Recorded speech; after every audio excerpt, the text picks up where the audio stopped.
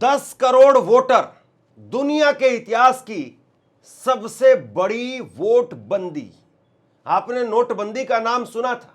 नरेंद्र मोदी ने नोटबंदी की और उसके बाद में देश के हालात कैसे हुए हम सब जानते हैं। लेकिन वोट बंदी का जिक्र हो रहा है, और न केवल वोट बंदी का जिक्र हो रहा है बल्कि 10 करोड़ वोटरों की वोट बंदी का जिक्र हो रहा है। 6 करोड़ लोगों के नाम काट दिए गए और 4 करोड़ लोगों के नाम और काटे जाएंगे। यह कहना है योगेंद्र यादव का। और योगेंद्र यादव चूंकि ऐसे मामलों में बारीकी से नजर रखते हैं, योगेंद्र यादव वो बारीकी के साथ में आंकड़ों को जानते हैं, समझते हैं और समझाते हैं। इसलिए उन्होंने जिस तरीके से नोटबंदी और वोटबंदी की जो ये तुकबंदी जोड़ी है, इसको समझना जरूरी है कि आखिरकार योगेंद्र यादव क्यों कह रहे हैं कि दुनिया के इतिहास की सबसे बड़ी वोटबंदी वो भारत में होने जा रही है। वोट होना और वोट निष्पक्ष तरीके से डाल पाना दो बड़ी चीजें हैं। पहली बात तो यह है कि अगर वोट ही नहीं है तो वोट डलेगा नहीं डलेगा, निष्पक्ष तरीके से डल रहा है या कैसे डल रहा है, वो तो फिर सवाल ही खत्म हो जाता है। तो वोट होना ये पहली शर्त है। और अगर आपका वोट नहीं है और अगर आप वोट नहीं डाल पा रहे हैं तो फिर क्या ही कहा जाए। सबसे बड़ा सवाल इस बात को लेकर के है कि जिस तरीके से वोट बंदी को लेकर के सवाल खड़े हुए हैं, जिस तरीके से प्रधानमंत्री नरेंद्र मोदी और चुनाव आयोग और इन सब पर आरोप लगते रहे, और खास करके बंगाल के अंदर आप सबने देखा कि बंगाल में 91 लाख लोगों के वोट कटे और उसमें से 27 लाख लोग वो ऐसे थे जो वोट नहीं डाल पाए। और उस पर सुप्रीम कोर्ट की टिप्पणी याद कर लीजिए कि अब नहीं तो अगली बार डाल दीजिए। तो आखिरकार इसका मतलब क्या है? सुप्रीम कोर्ट ने जो कहा और उसका कितना असर है, और मामला पश्चिम बंगाल का वो सुप्रीम कोर्ट में फिर से पहुंच गया है। 31 सीटों को लेकर के ममता बनर्जी ने सुप्रीम कोर्ट का दरवाजा खटखटाया है, और उसमें किसी और ने नहीं बल्कि सीजीआई जस्टिस सूर्यकांत, उन्होंने मामले को सुना है। और ममता बनर्जी ने यही कहा है कि साहब, जितने वोट हमारे वहां पर हार जीत हुई है, जितने अंतर से वोटों में हार जीत हुई है, उससे ज्यादा वोट तो एसआईआर की प्रक्रिया के दौरान काट दिए गए हैं। अब योगेंद्र यादव वो आंकड़ों के जरिए समझा रहे हैं कि किस तरीके से वोटबंदी की जा रही है। खास तौर पर अभी 2 दिन पहले मैंने आपको खबर बताई थी, चुनाव आयोग की तरफ से ऐलान कर दिया गया है 16 राज्य और 3 केंद्र शासित प्रदेशों में तीसरे फेज का एसआईआर होने जा रहा है। और इसमें पंजाब भी है, जहां पर अगले साल चुनाव होने हैं, जहां पर भाजपा की आज तक कभी सरकार नहीं बनी, जहां पर भाजपा का कोई मुख्यमंत्री नहीं बना। और वहां भाजपा ने अभी चुनाव से ठीक पहले राघव चड्ढा समेत 7 सांसदों को तोड़ लिया। और यह कहा जा रहा है कि दिल्ली हुई हमारी, बिहार हुआ हमारा, बंगाल में भी बना मुख्यमंत्री, और अब पंजाब की बारी है। तो क्या पंजाब की बारी भी कुछ ऐसे ही होगी?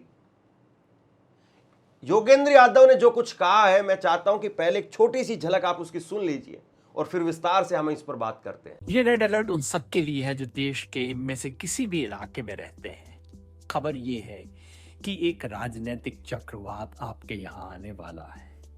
खबर है कि अब तक देश के 6 करोड़ लोगों का नाम वोटर लिस्ट से कट चुका है।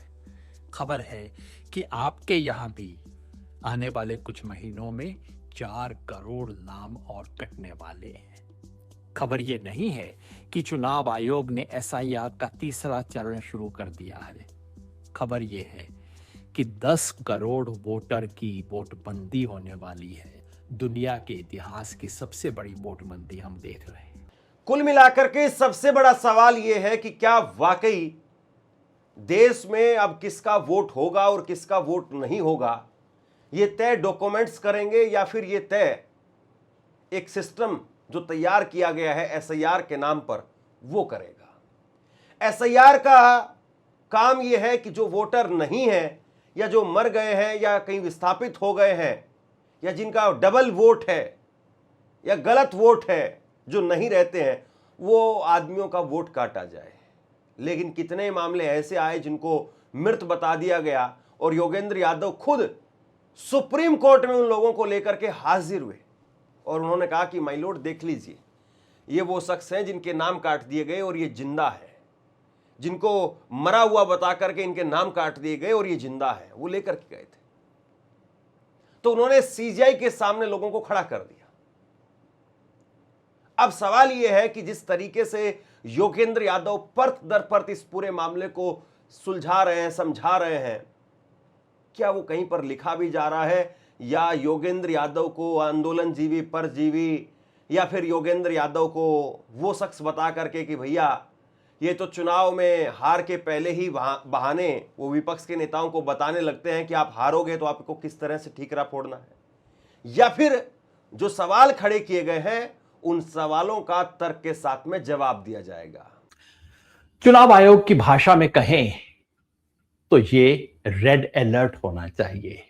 मौसम विभाग की भाषा को ले रहा हूं क्योंकि आज चुनाव आयोग ने जो नोटिफिकेशन जारी किया है वो नोटिफिकेशन असली खबर नहीं है। असली खबर वो है जो कि टीवी और अखबार आपको नहीं बताएंगे। खबर ये नहीं है कि चुनाव आयोग ने 16 राज्यों और 3 यूनियन टेरिटरी के अंदर एसआईआर का फेज नंबर 3 शुरू कर दिया है, जिसमें कि और देश में इतने राज्यों में पहले हो चुका है। असली खबर यह है कि देश में पहले ही तबाही मचा चुका है एसआईआर और बाकी हिस्से में मचाने वाला है। अब तक 6 करोड़ लोगों को वोट काटा जा चुका है, वोटबंदी हो चुकी है। जब एसआईआर शुरू हुआ तो अब तक इन 14 राज्यों में 62 करोड़ लोग यहां पे थे, 62.5 करोड़ वयस्क लोग यहां पे थे। तो एसआईआर में होना क्या चाहिए था? होना चाहिए था कि 61 करोड़ जो वोटर लिस्ट पे थे उन्हें बढ़ाया जाए, बना के 62.5 किया जाए। हुआ क्या? 8 करोड़ नाम कट चुके हैं, 2 करोड़ जोड़ भी दिए, लेकिन कुल मिला के क्या हिसाब हुआ? अब तक लगभग 6 करोड़ 5 करोड़ 86 लाख वोट इस देश में कट चुके हैं एसआईआर की वजह से। मोटा गणित याद रखिए, लोग थे 62.5 करोड़, वोटर लिस्ट में थे सिर्फ 61 करोड़, बढ़ने चाहिए थे लेकिन घट के रह गए हैं सिर्फ 55 करोड़। 6 करोड़ कट चुके हैं। तो खबर यह नहीं है जो चुनाव आयोग की टेबल आपको बताती है कि अब 37 करोड़ लोगों की वोटर लिस्ट का संशोधन होने जा रहा है। यह सब औपचारिक टेबल है, वो हकीकत नहीं है। ये जो चुनाव आयोग ने आज टेबल दी है, 36 करोड़ 73 लाख लोगों का और संशोधन होने वाला है, वोटर लिस्ट का पुनरीक्षण। असली खबर यह है जो चुनाव आयोग नहीं बताएगा कि 4 करोड़ और वोट काटने की तैयारी है। इन राज्यों में एसआईआर हो चुका है, 6 करोड़ वोट की कटौती ऑलरेडी हो चुकी है और इन राज्यों में अब होने वाला है और 4 करोड़ वोटर की और कटौती की तैयारी है। कैसे पता? वो इसलिए कि अब तक जहां जहां एसआईआर गया है अमूमन नेट 10% वोट कट गया है। तो 37 करोड़ लोगों में कितना कटेगा? अंदाजन 3 करोड़ 70 लाख, और जो थोड़ी बहुत कसर बची है वो बाद में जब हिमाचल, जम्मू कश्मीर और लद्दाख में होगा वो पूरी हो जाएगी। 10 करोड़ वोट कटने वाले हैं। याद रखिए, दुनिया के ज्यादातर देशों की आबादी नहीं होती। यूरोप के अधिकांश देशों की आबादी 10 करोड़ नहीं है और ये 10 करोड़ कुछ अचानक इधर उधर से कटे हुए लोग नहीं हैं। ये 10 करोड़ लोग इस देश की सबसे निचली पायदान पे रहने वाले लोग हैं और इनमें सबसे ज्यादा है महिलाएं। तो खबर ये नहीं है कि महिलाओं का वोटिंग अनुपात बढ़ रहा है जो चुनाव आयोग दिखा रहा है। खबर ये है कि जहां जहां एसआईआर गया है वहां वहां वोटर लिस्ट में महिलाओं का अनुपात गिरा है। उत्तर प्रदेश में आबादी में 1000 में से 940, 1000 पुरुषों के पीछे 940 महिलाएं थी। वोटर लिस्ट में हुआ करती थी 877, जरूरत से कम, और एसआईआर की मेहरबानी से अब हो गई है 834। हर राज्य में देखिए नीली पट्टी के बाद लाल पट्टी कम हो रही है, हर जगह पे यही हुआ है, सिवाय तमिलनाडु और असम के, जहां वही रहा या थोड़ा सा बढ़ा है। ये गाज फिर गिरने वाली है, सिर्फ महिलाओं पे नहीं, उन पर भी जिनका नाम हमारे पास नहीं है, जिनका आंकड़ा नहीं है, जिनके ग्राफिक नहीं है। वो गरीब व्यक्ति, वो जो कि दिहाड़ी की मजदूरी करते हैं, जो अप्रवासी हैं, एक इलाके से दूसरे इलाके जाते हैं, 3 महीने के लिए पंजाब काम करने गए हैं, वापस गांव में आएंगे, उसके बाद काम करने के लिए पटना चले जाएंगे, उन लोगों का नहीं है। गांव के अंतिम छोर पे रहने वाला व्यक्ति, और कुछ राज्यों में टारगेटेड रूप से माइनॉरिटीज। तो खबर ये नहीं है कि आपके देश में वोटर लिस्ट का संशोधन हो रहा है, खबर यह है कि आपके लोकतंत्र का स्वरूप बदल रहा है। लोकतंत्र में स्वरूप होना क्या चाहिए? स्वरूप होना चाहिए कि जनता सरकार को चुनती है। लोकतंत्र में वोटर सरकार को चुनते हैं, लेकिन अब आया है नया एसआईआर तंत्र, जिसमें सरकार वोटर को चुनती है। तो ये रेड अलर्ट आपको सिर्फ डराने के लिए नहीं है, सिर्फ आगाह करने के लिए नहीं है कि आपके यहां भी वोट कटने वाले हैं, बल्कि आपको अपील करने के लिए है। जब सरकार ये जिम्मेवारी ना ले, जब चुनाव आयोग ये जिम्मेवारी ना ले, तो ये जिम्मेवारी आपको और मुझे लेनी है। मेरे गांव में, मेरे मोहल्ले में, मेरी कॉलोनी में किसी का नाम ना कटे। एन्यूमरेशन फॉर्म जिस जिसके घर पहुंचे वो उसका पूरा किया जाए, भरवाने में मदद करें। जिसके घर ना पहुंचे उसको एन्यूमरेशन फॉर्म दिलवाएं, और जिसको नोटिस आ जाए उसको देने में मदद करें, और राष्ट्रीय स्तर पे खड़े होके कहें कि ये लोकतंत्र नहीं है। वोटबंदी से लोकतंत्र नहीं चलता। लोकतंत्र वही है जिसमें लोक सर्वोपरि हो, तंत्र नहीं। कुल मिलाकर के सबसे बड़ा सवाल यह है कि क्या लोकतंत्र की पहली शर्त और बुनियाद वो वोट होना है, उस बुनियाद पर ही हमला हो रहा है। और अगर वोट ही नहीं बचेगा तो फिर लोकतंत्र कैसे बचेगा? यह बहुत बड़ा सवाल है। एसआईआर के 2 फेज पूरे हो चुके हैं। चुनाव आयोग अपनी पीठ थपथपाता है।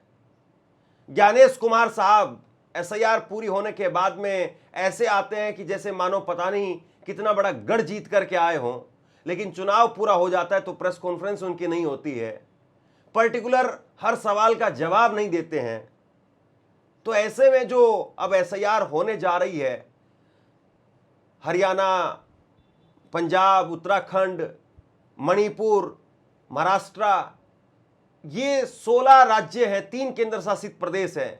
यहां पर जो एसआईआर होने जा रही है, 37 करोड़ वोटर हैं जहां पर एसआईआर होने जा रही है। तो क्या इस एसआईआर के जरिए जो बची कुची विपक्ष के लिए जगह है, जो बची कुची कुछ ऐसे राज्य जहां पर भाजपा के पैर नहीं पड़ पाए हैं, क्या वहां पर भी भाजपा ही सरकार बनाएगी? और उसके लिए फॉर्मूला इजाद जो है वो यही कर लिया गया है।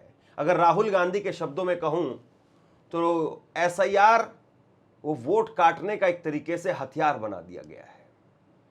और सबसे दुर्भाग्य की बात यह है कि एक लोकतांत्रिक देश में ये सब कुछ हो रहा है, और इस पर कितनी आवाज कहां पर डिबेट हो रही है, कितनी आवाज उठ रही है, कितना इस बात पर जो डिस्कस हो रहा है। छोड़ दीजिए योगेंद्र यादव को, लेकिन कम से कम इस बात पर डिस्कस तो हो।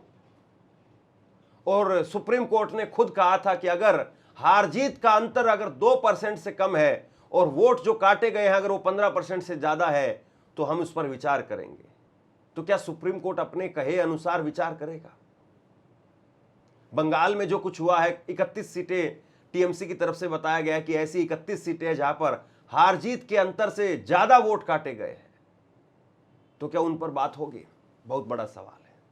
आप क्या सोचते हैं नीचे कमेंट सेक्शन में लिख करके जरूर बताइए। इस वीडियो को लाइक कीजिए और चैनल को सब्सक्राइब जरूर कीजिए।